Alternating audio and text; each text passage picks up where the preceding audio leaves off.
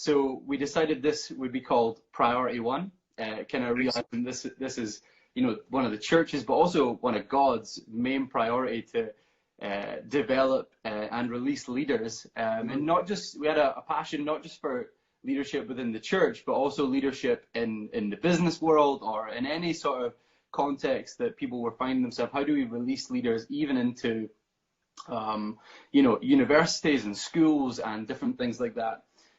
But one of the main things, and I'll maybe come to this in a minute, Andrew, why I chose your book and how I even got your book is a good story. Yes, that's what I want to know. How did you come across it? Yeah. So one of the main reasons why Priority One was developed is because we realized that there was no ownership of faith.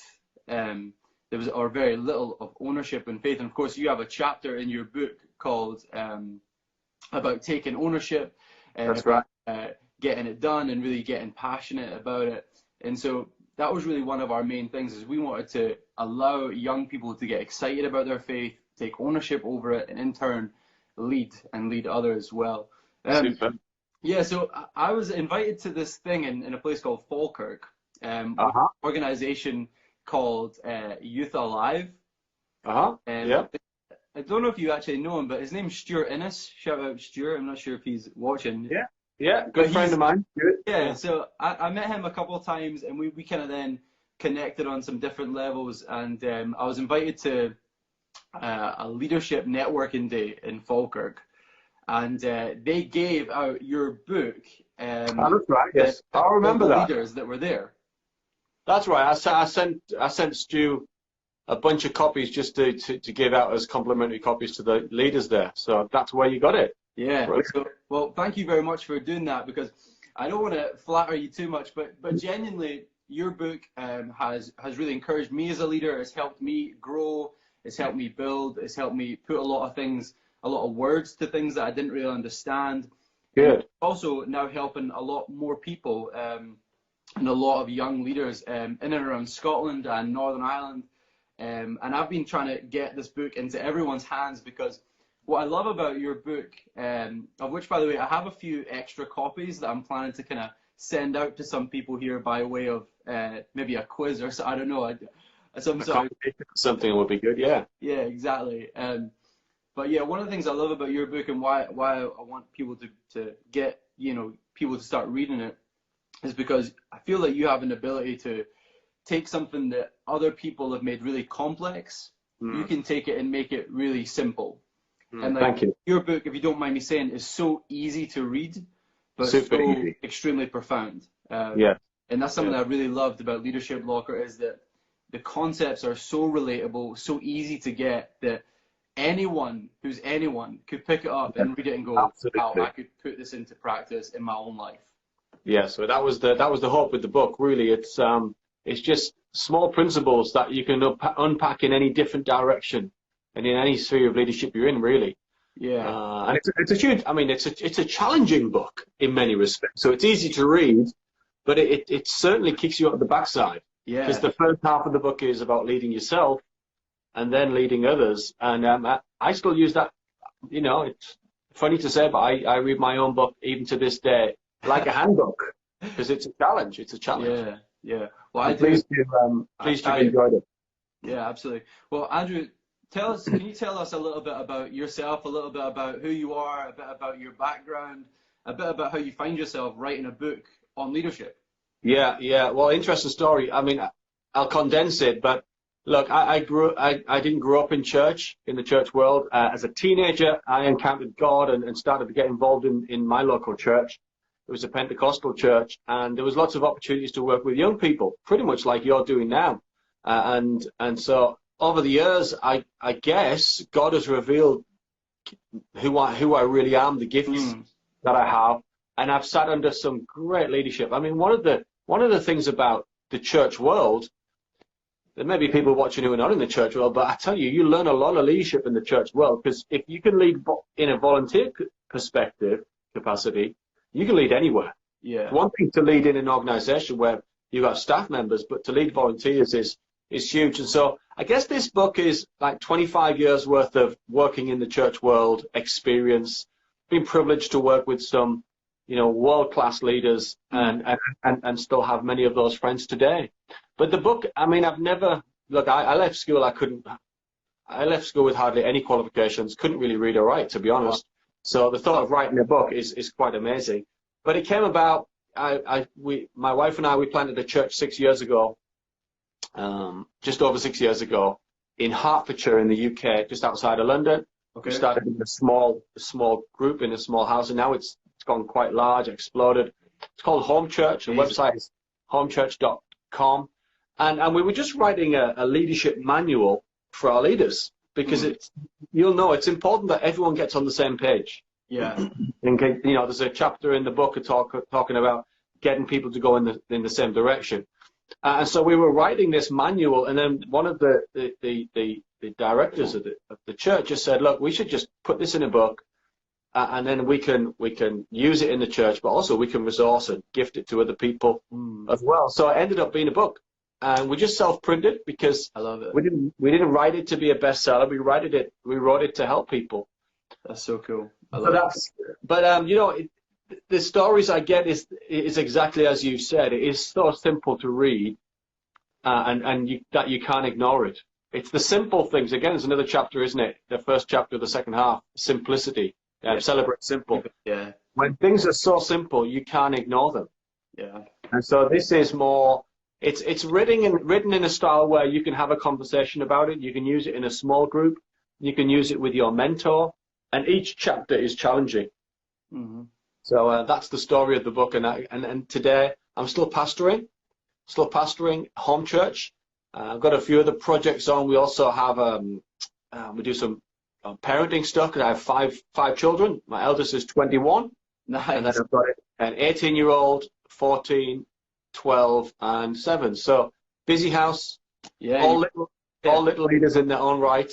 And then I do a little bit on leadership stuff. It's not my job per se. I'm a pastor first and foremost, but I love the leadership world. In fact, I have a page on Facebook. It's worth shouting out.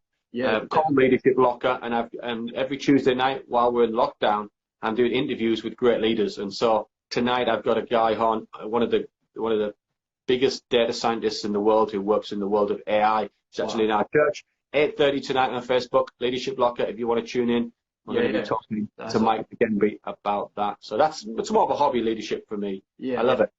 That's amazing, mate. It's so cool to hear that, the journey up until the book, and how that all kind of comes around.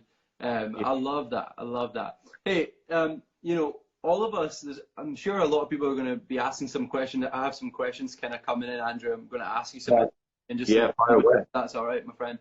But can I ask you a question first? Yeah, of course. What's your favorite chapter in the book? What's my favorite chapter? Well, I was trying to think about this. I think my favorite chapter is Fail Forward. Right. I think the idea of embracing mistakes and allowing them to really push you on, to really champion you onto the next thing. I think for me that, and I'm going to ask you a question about it in a little while actually, because for me, I love Fail Forward. I loved Be a Self-Feeder. I'm looking at them right now. I mean, I have notes and underlines in all of them, everywhere. I think in the other section, I loved the Wear a Leader's Lens. See everything like a leader sees. Yeah. Taking initiative, not waiting for someone else. I loved all those things. And for me, just before I ask you this next question here, for me, like the position that I was in my church as a youth pastor, and I started to build a team around me. This book was really, like you said, it was my manual. It was how I built and how I then put things in place. Yeah, good. I loved the stuff about opinions or options over opinions. Yeah, that's one of my favorites actually. Those were some, real. I was learning in the moment, because, like I said, my friend, like you gave me the words or the language to put to what was happening in my ministry. Right, fantastic. People were coming into team meetings and it was hard and it was difficult, and I was able to explain back some of the principles that you had laid out. So if you're watching this and you're listening, I would so encourage you, and I'm going to give you the opportunity to get one of these books. But this isn't just another leadership book. This is a tool that can be used for your ministry in real time. Brilliant. Because for me, Andrew, it was one of those ones where like I've read a lot on leadership, but this one was probably the most I was able to literally read a chapter and then see it played out in my ministry. Yes. Does that make sense? Yes. Yeah, absolutely. And that's the way it was written, really. That's the way it was written. It's not supposed to be deep.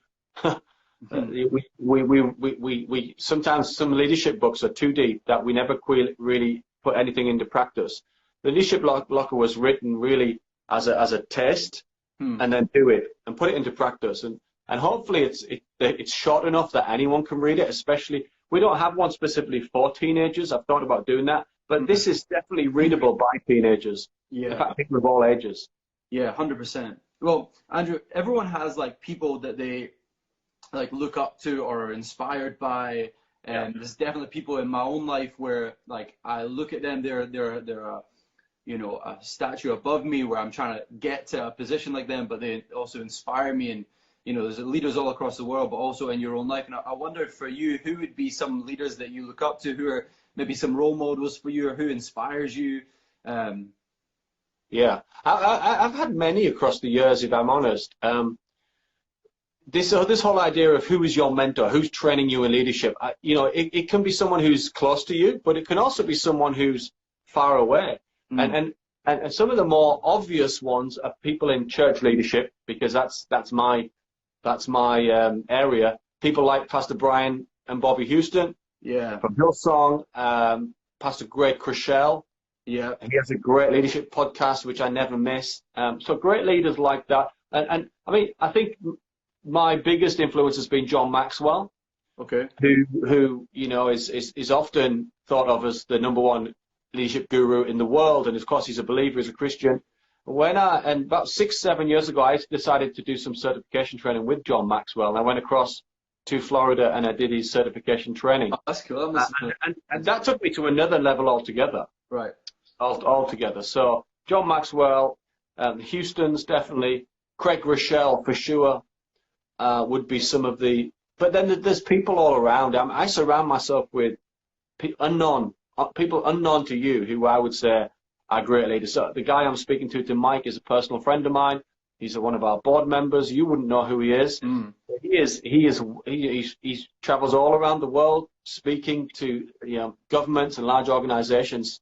So you have to really dig and go after these people. Yeah. And you know what? You don't have to be big role models. You can learn from just people who are around you. There's lessons every day. Wow. Yeah, that's so true. So I would say, the Houstons, and Craig Rochelle, and John Maxwell would be my top 3, I think. I love that. For sure. Well, maybe I'll get to some questions now that some people have sent in. Should I say William Wallace as well? So, well, I'm not sure. Have you seen the movie Braveheart? I have, yes. That's it. That's 100% true. That's exact Scottish history. That's how it happened. I've actually done some. I've done some reading on the true story. Actually, it's quite interesting with him. He was. It's just. From what I've read, just thrown into the deep end, and it's just a bit of a thug. But people followed him, and John Maxwell says leadership is influence, and if you have influence, well, there you go. Yeah, absolutely. So that's actually one of the questions that I'll then maybe throw back to you is how would you, and obviously you've kind of spoken about it in your book, but maybe just for some people that haven't read it, how would you define leadership? Like what is leadership? I'm pretty textbook out of the John Maxwell's school of leadership. Leadership is influence. Yeah. If you're not having an impact on someone, if there's no one following you, you're not really leading. And that's and so we can define what is good leadership, what is poor leadership. That's not the question. The question is, how do you define leadership? Well, leadership is really is anybody taking any notice of anything you say, and are they acting upon anything that you say? Because if they're not, really, you're not a leader. I mean, that's that. Yeah. Top and bottom. You look at Jesus, the influence he's had, the impact. But then we can look at through history at the negative leaders, like people like Hitler. Now people say, was Hitler a good leader? Yes, he was a magnificent leader. He was an evil leader, but he was a great leader in how he managed to rally the whole of a nation behind him and believe some absurd things. So leadership really is influence. Is anyone listening to you? It's a great lesson for young leaders, isn't it, who think they're a leader or are given a responsibility. If no one's listening, you're not a leader. Yeah, I love that. How do you define influence as well? And, you know, who's listening? Who's responding? Because when we're doing our priority one, we do 2 training weekends in the year that kind of act as a launch pad and then kind of a graduating pad, if you like. And what we like to do is kind of determine influence. And part of the job that we have, Andrew, is just getting people to realize that they carry influence. Yes. You know, that people actually are listening, people are watching. And that's part of the job on the first weekend, is just explaining to a young leader that actually they have such potential, that people are watching them, that people are excited about the way they live their life and in their schools. And, you know, if you have one friend, you have influence. Yes, absolutely. So we've been trying to say, stealing it from you, my friend, you know, the question is, how do you use your influence? Yes, of course. Everyone is a leader because everyone carries some amount of influence. And the question is, how do you use it? So absolutely. My next question that's come through, Andrew, is what in your mind makes a good leader? I have quite a bias in that my faith gives me a bias in what a good leader is. There's some things that will make you, defines you as a good leader in my mind across the board. Things like character, integrity, communication, but all of those things really. And I don't think that. I think what I'm saying is there's not an exact science to it. Okay. Because when we talk about leadership, we make the mistake of talking about it in 2-dimensional forms, like leadership is leadership. Well, that's not true. There's different types of leadership. Okay. But there's the visionary leader. There's the pioneering leader. There's the shepherding leader, to borrow a term from the church world. Yeah. And so it depends what kind of style of leadership we're talking about. Yeah. But for me, I do have a bias. I would say a spiritual, godly man or woman who has integrity, who is humble, is a servant. You know, my model of leadership is Jesus, ultimately. It's not often something you can say when you're talking about leadership in the secular world. Yeah. But, so that's why I would go to, look, there's different styles of leadership. There's the team builder leader. There's I would say I'm the visionary. I'm a very strategic leader, actually. So I take all the pieces and I'm able to put them all together, and I'm able to get everybody to follow that vision. But in terms of shepherding, I don't know that I have that strength. Okay. So I think it's a really complex question that you ask, actually, and one that you could probably take 10 hours or write a book on. Yeah. On the different leadership styles. But you've got to have character in there. You've got to have. What about competence? I mean, we talk about competence as if it's some weird thing. Not like, do you have the tools? Do you have the ability? Do it. Because if not, you can want to be a leader, but it ain't going to make any difference if you don't have the competency to do it. Yeah, that's good. What is the chapter that you speak about? Is it playing people in their best position? That's right, yeah. It's towards the end of the book, I think. Yeah, chapter 19. Because I think you kind of talk about that a little bit, about kind of seeking out different people's gifts, and I think you give a football analogy in that. Yes, I do, yes, yeah. Yeah, I mean, it's quite simple. You know, if you're, anyone who follows football will know that you could play a striker in defense. They may be able to kick the ball away, but they won't be a great defender. Wow. And so all of a sudden you can think you're an awesome leader, but then you get put in a position which they're not your strengths. So we talk about a visionary leader and a more shepherding leader. They're completely different. And what's happening in the church world, we see a lot of churches now are led by shepherding leaders who don't really think too much about the vision, but everyone's very cared for, and there's a sense of unity, and they're getting fed, but it's going nowhere. Wow. And then you have other churches which have very highly driven visionary leaders like mine. We have to be careful that people are still cared for. Yeah.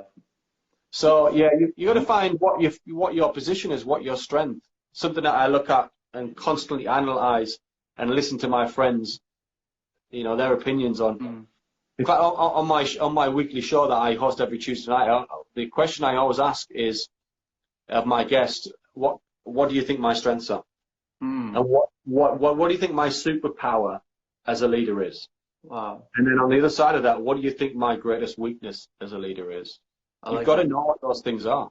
Yeah, I like that a lot. Yeah. Part of being a good leader, I think, is just being aware of your own ability and your own limitations. Absolutely. Part of being a good leader is just being able to say no to some things. Recognizing where you're maxed out is a huge deal. Well, hey, maybe I can move on. Just gotta know, we don't want to take up too much of your time here, Andrew, but I'm good. Some of the questions that are coming in, there's a lot of questions around the kind of how do you lead in these moments in coronavirus time, but maybe we'll get to that.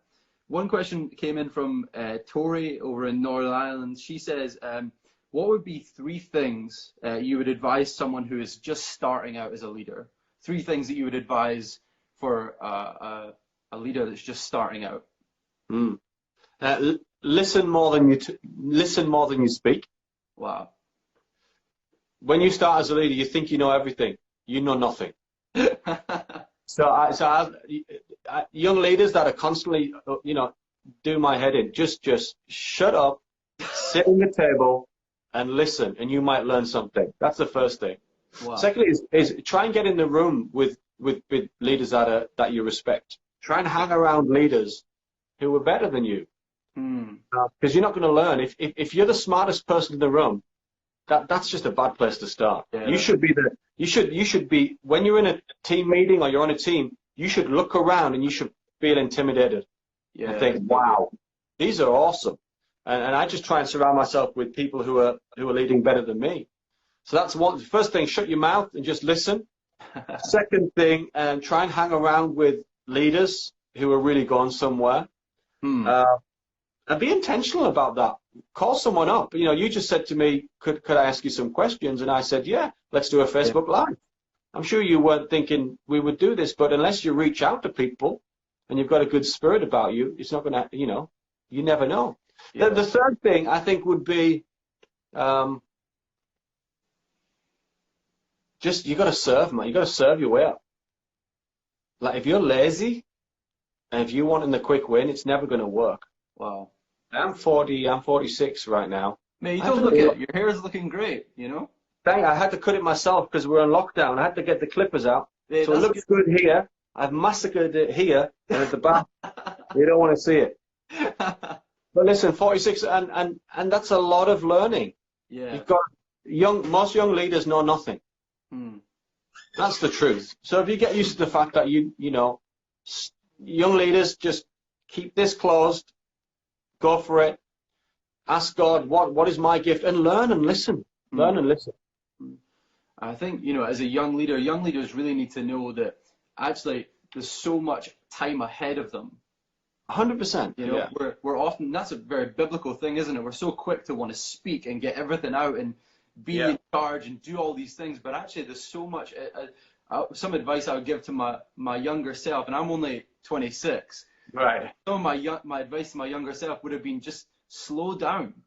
There's no, whereas a lot of young leaders are like, I just need to get there right now. I need to be this person right now. We're actually in so much in the moment. Absolutely. Like you said, like learning from people that are doing it better than, and for some people that have been doing it lifetimes ahead of them. One of my biggest mentors is a guy called Jim Ritchie, who's a senior pastor in my church and is my boss, and also is the district superintendent, which is essentially the kind of boss of a region of churches.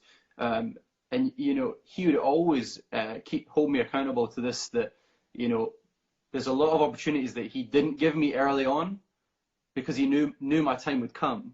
Yes, absolutely. Yeah. Well, you can. I think I talk about this in the book, but you can be promoted into incompetence.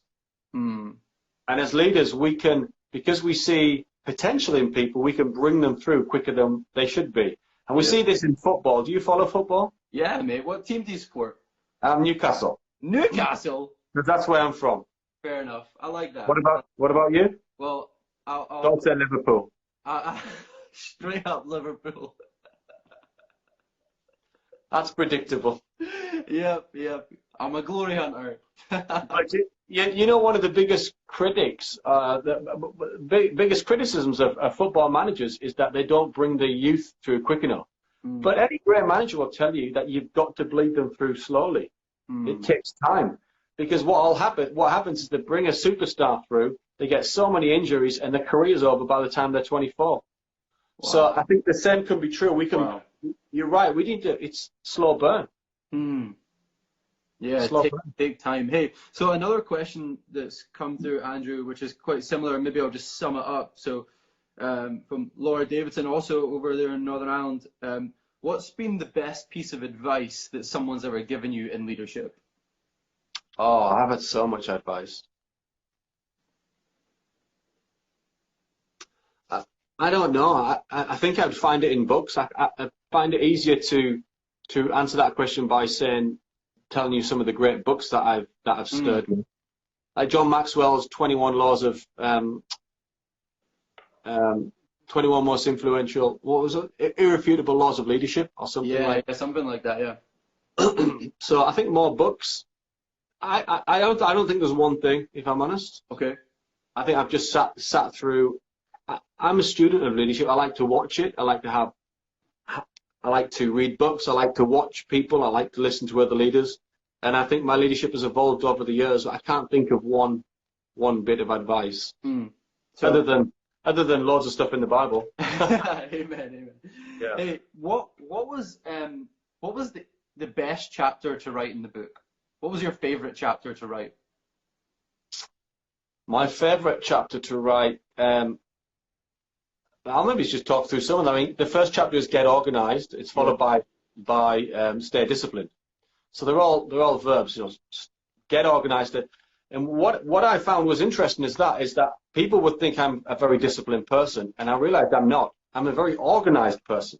Yeah. And being organized is very different to being disciplined.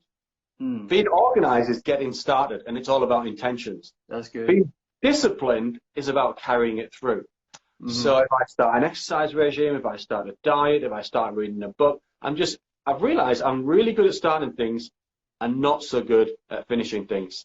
So those two chapters were really significant for me personally. I loved writing the chapter about value opinions over options over opinions. Yeah.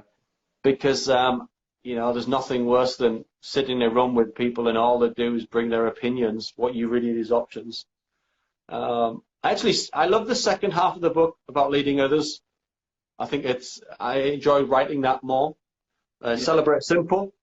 Celebrate Simple is probably one of my core principles in my life. I try to keep things simple in how we communicate the gospel and how we do church and how I live my life. Because people would think that simplicity is stupid. Well, it's not. It's the exact opposite. Yeah. Smart people make complex things simple. Wow. I love that. Then I love the chapter about designing your team. Yeah. And then there's actually I've just done a bonus chapter 21, which is in the reprint, which is cultivate kindness. Yeah. I don't know if it's in your. I've got that one. No, I just did a reprint. I added another chapter 21. It's all about kindness. But I think the truth is, I like them all. Yeah. End excuses, that's a good one. Yeah. Mate, honestly, we could just go on because they're all good. And if you're watching this, I would so encourage you to get this book because it gives you some real life, in the moment handles for leadership that anyone can understand. You don't have to be a brain surgeon or a theologian to get this book.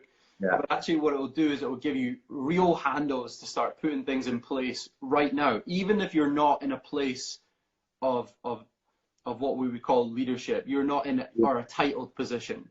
Yeah, absolutely. Well, what I've done with the book actually, I can't give loads of hard copies away, but there is a PDF copy of the book available for free for anyone who wants it. They go to leadershiplocker.com/PDF, and then there's a password. I think the password is kindness, and then that opens up, and you can download a PDF copy. Wow, thank you, mate. Of the revised book. And And if that's not correct, just head over to the Facebook page, Leadership Locker, and you'll find the link on there somewhere. And that's just a lockdown blessing for everybody. Thank you so much. We appreciate that. Well, maybe a couple more questions, Andrew, if you don't mind. So, sure. Got one coming through here from Jordan Neal, one of my friends, a leader serving over in a church there in Northern Ireland in a place called Carrick. So he says, for millennial leaders, what do you think our biggest challenges / opportunities will be? It's a really interesting one because millennial leaders are very, very different. So how I grew up when I was younger, say 20 years ago, it was very much, the leadership was very top down. So you were told what to do and we did it. And there's a little bit of that still in me. But to lead in the new generation, you can't do that. And a lot of millennial leaders, I think that they're not easy for me to lead, if I'm honest. And so I've had to adapt my style because I can want to click my fingers. And 20 years ago, I would have jumped at that request. But now, I don't think that's the case. So for millennial leaders now, you've got to start a conversation. You've got to be open to starting the conversation and inviting people to have their say. So it's much more of a collaborative style of leadership, I think, that we're coming into. And young leaders like yourself, if you can't master collaborative leadership in bringing people in, you won't succeed because that command and you must do this and you must do that's decades old. There's a new style of leadership and it's collaborative. And that's difficult because you've got to listen to people's opinions. Yeah. Yeah. And that whole thing takes more time. It takes more time, more energy. Absolutely. And it does something as well where it means you have to be open to other opinions. And a little bit of critique. Yeah, a critique. Yeah, exactly.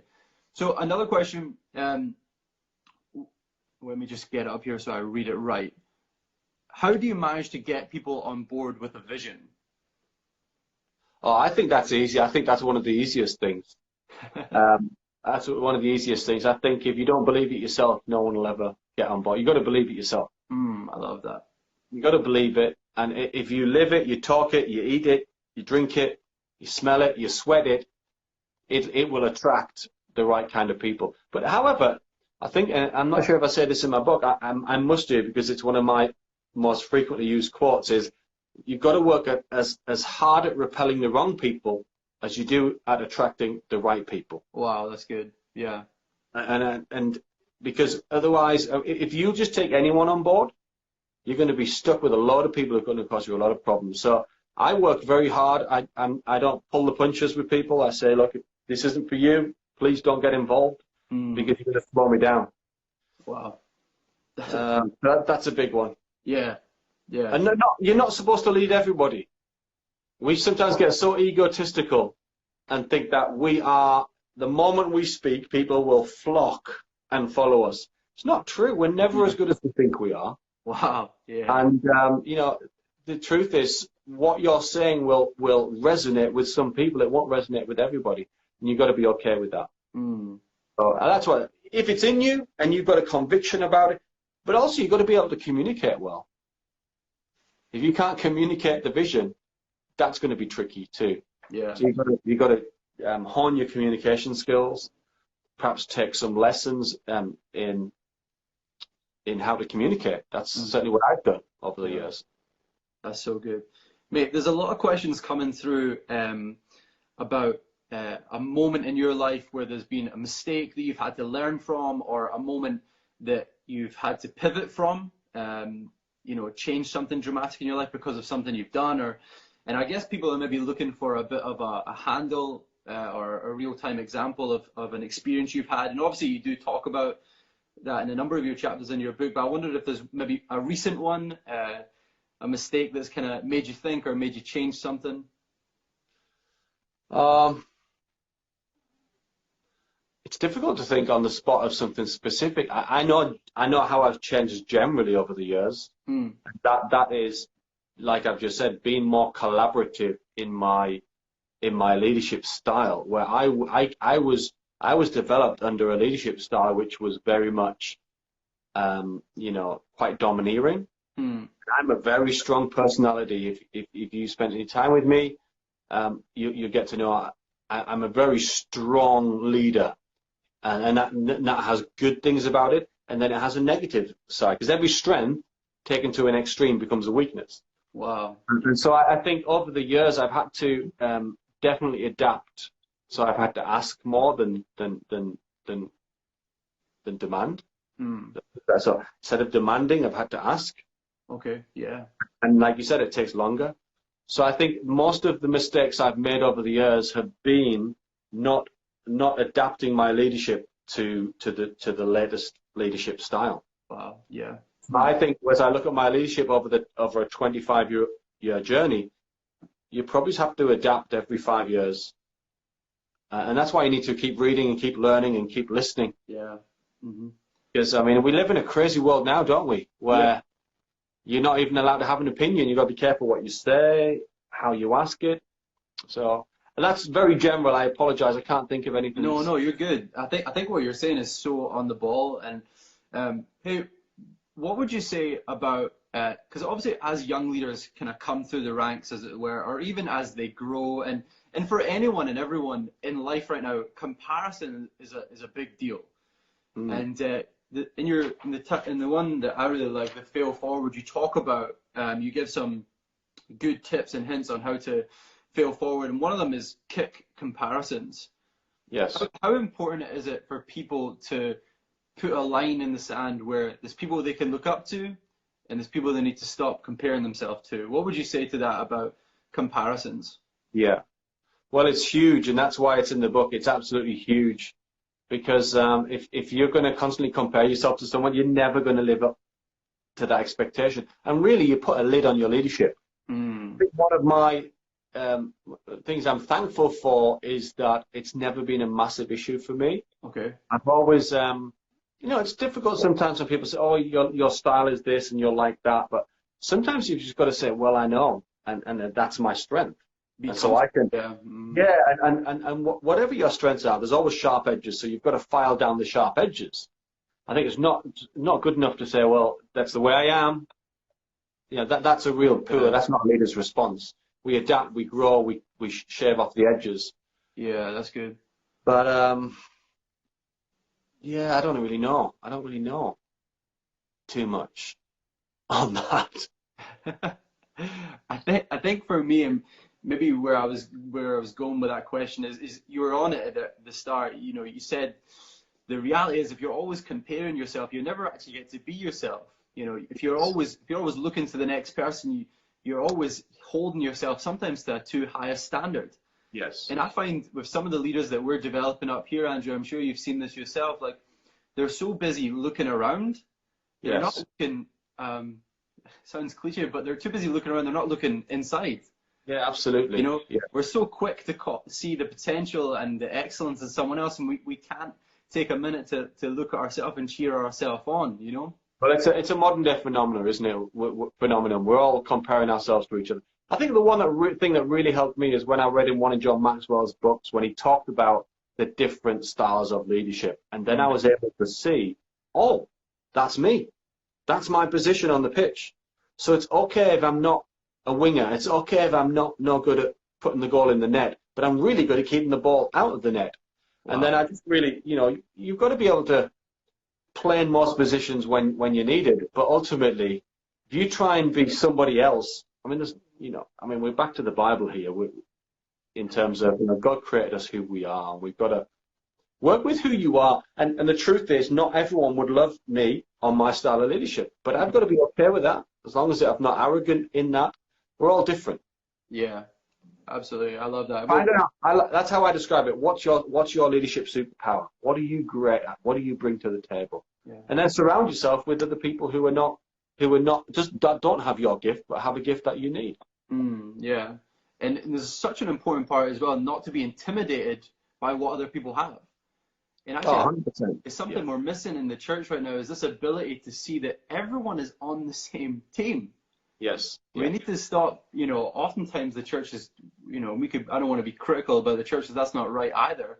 But oftentimes we're so quick to when someone's good at something and we're not, it often really quickly turns into jealousy.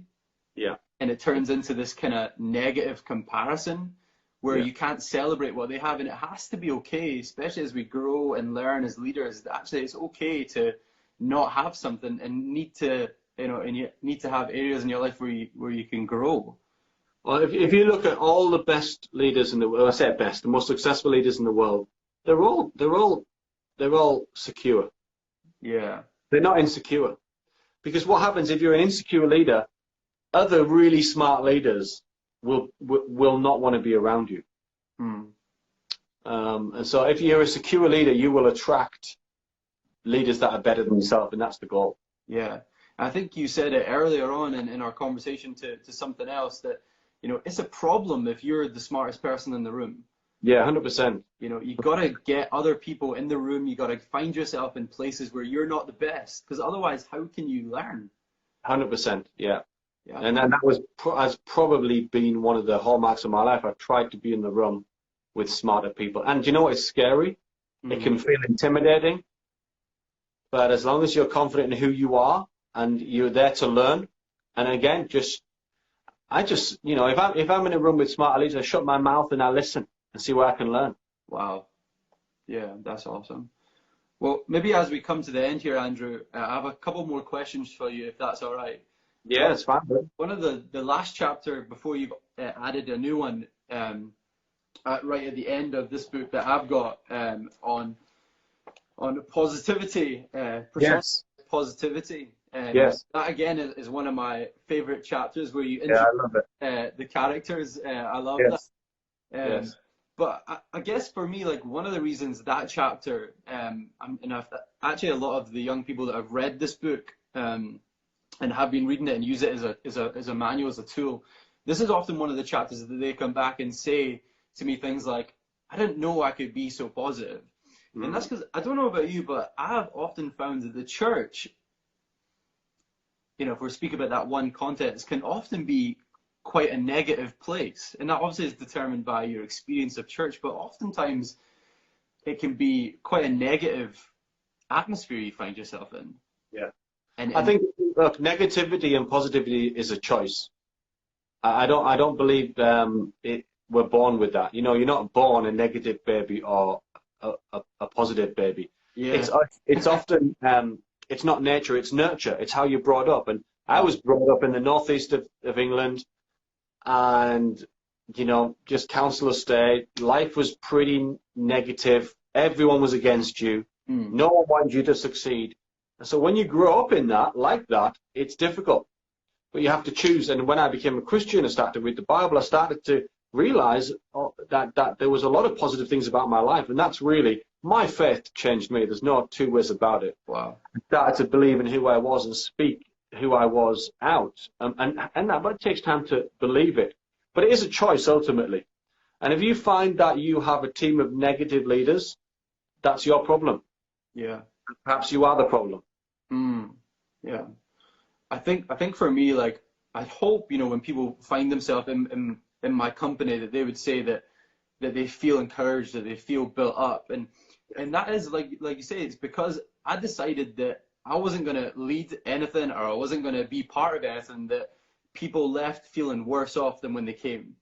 Yes. Absolutely. I think it's one of the best things as a leader to build people up through encouragement. And oftentimes that just comes with being positive. Yes. Finding the best in people, finding the best in situations. Often that can have such a dynamic shift in the trajectory of something if someone is positive and alive in the room, someone's passionate about something. And I think in your book, when you talk about are you a positive Peter, I love that, because like we've been saying this whole time, this book isn't just an academic exercise. This is a real-time handle on how to spot negativity, how to challenge it, how to call it out, and replace it with positivity. Yes, absolutely. Even if you talk, even the really nasty leaders throughout. So let's look at Hitler, for instance. He was a nasty leader, good leader, but he was positive about what that nation would do, and it's amazing. Even in the grips of an evil man, positivity, he was still positive. Yeah. And that was his power. He was positive about the future. He was a visionary. And the other thing about positivity is it costs you nothing. Yeah. Really. I mean, That's good. you don't have to go to college. You don't need a degree in leadership. You don't need to have read one leadership book. Positivity costs you nothing. Wow. And I think negative leaders are just lazy leaders. Wow. If you're talking negative all the time, it's just laziness. It's not going to go anywhere. I love that. I love that. And what you're saying about, trying to get in the right room and trying to surround yourself with the right people, positivity is one of those things, because let's be honest, no one wants to be around a negative person. No, absolutely. Yeah. If you are a negative person and you're aspiring to get anywhere, it's probably positive to say you're not going to get anywhere, because no one wants to be around negative people. If you look at the media, the news, it's just negative. Yeah, yeah. It's always bad news. There's never any positivity. It's very rare. It's always negative. Yeah. And then, and it is in society. And so when you're positive, you do stand out. Stand out like a sore thumb. Yeah. Well, mate, there's a couple of questions coming through. I kind of mentioned it earlier about this season of life that we're in this coronavirus.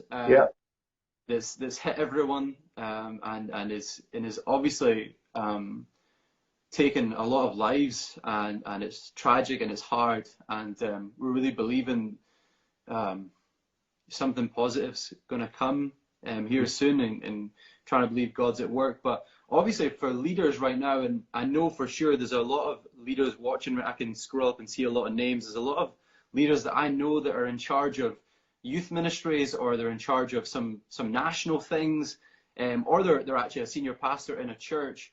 What is some advice that you would give as a pastor yourself? What's some advice that you would give to them in this current part of this season of life? What would you say? Well, we have to remain hopeful. We can't lose hope just because of, I think there's a scripture in the Bible. I always forget where it is. I don't have a great memory for numbers. Can't even remember my own car registration number. I'm good for a preacher. But it says, if you fall to pieces in the time of crisis, there wasn't much there in the first place. Whoa. This is when, as a believer, times like this, we realize, do we really have a faith? Do we really believe? Are we really hopeful? Are we really full of faith? And it's a good test, and I'm enjoying the test. But as a leader, I think advice, you need to put your face in front of people as often as possible. Me and my wife are doing as many live broadcasts every day and putting our faces in front of the church just to encourage them and speak life to them. But listen, we've got to be speaking hope. The biggest frustration for me right now is not being able to actually physically get outside the house and do anything. Yeah. That's a challenge. So we're having to learn and adapt. And those that can learn and adapt and pivot will succeed. And those that can't will not be leaders. It sounds tragic, but if we can't adapt and we can't pivot and we can't get a vision for the future. The other thing is, when you're in a crisis, a lot of the time you're focused on the crisis. And as leaders, we've got to have one eye on the crisis and one eye on the vision.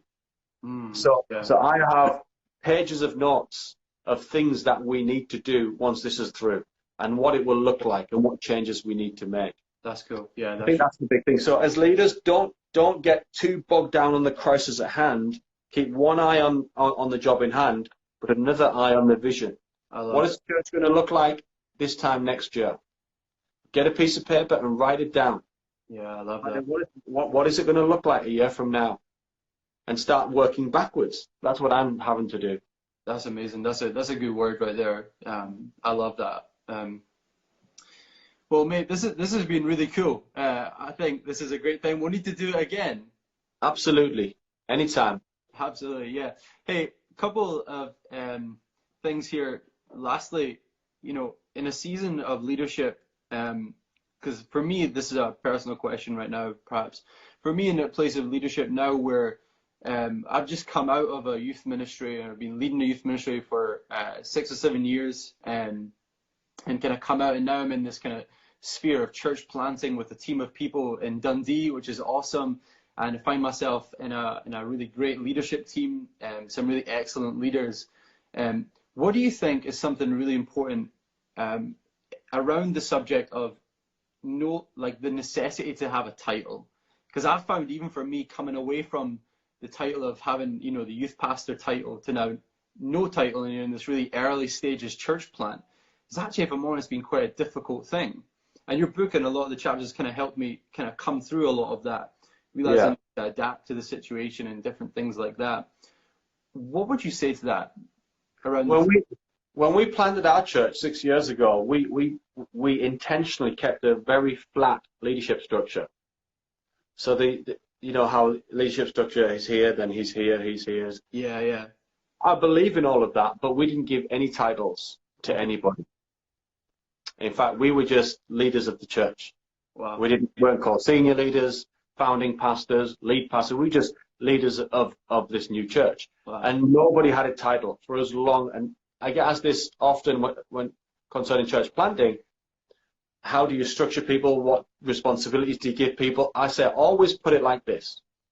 Hey, would you help me with? Never ask everyone to be anyone, the youth pastor, the kids pastor. Say, would you help me with? Because ultimately, that's all you're doing here.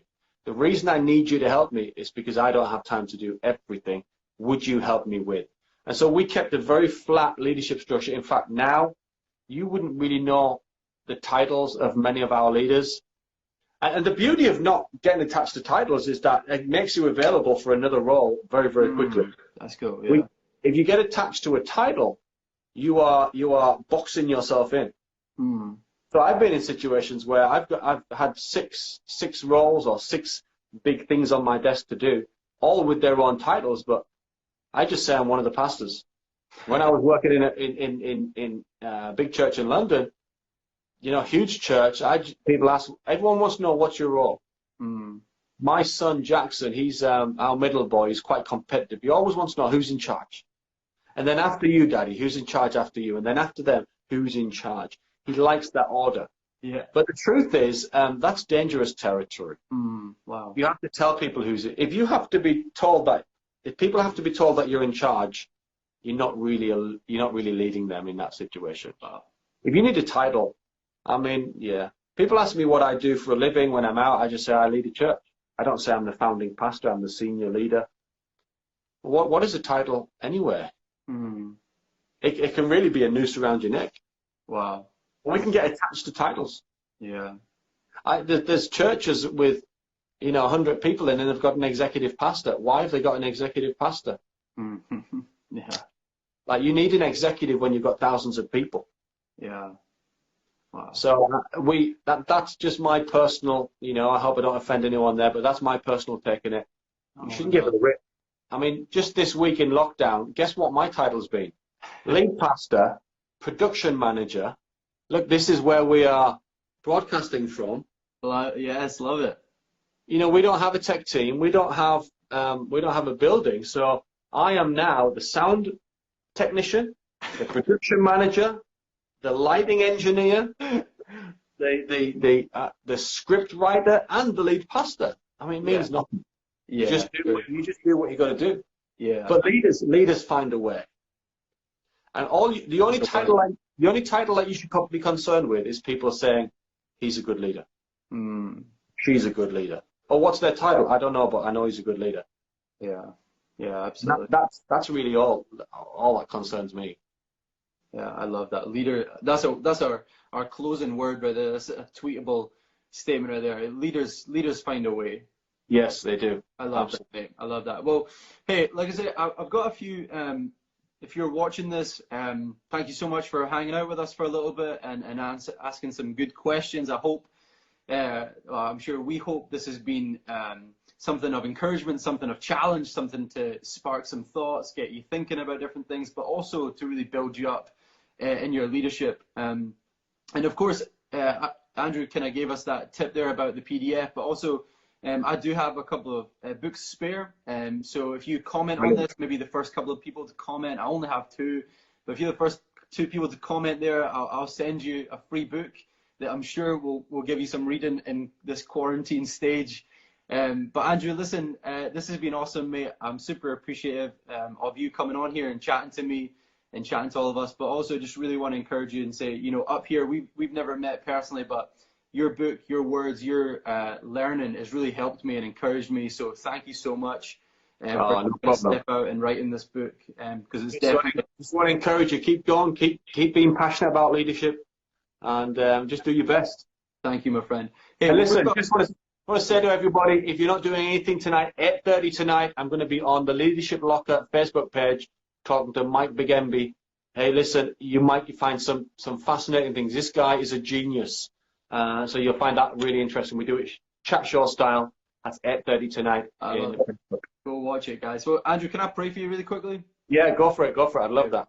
Lord, thank you so much for Andrew. Thank you for who he is. Thank you, God, for his life. Thank you, Lord, for all that you've done in and through him. Lord, we bless you so much for what you're doing in these moments as we learn together, as we journey together in leadership. As leaders, God, we pray that we would have kingdom effect for your glory, God. But, Lord, I thank you right now for Andrew, and I thank you for the influence that he's had writing this book.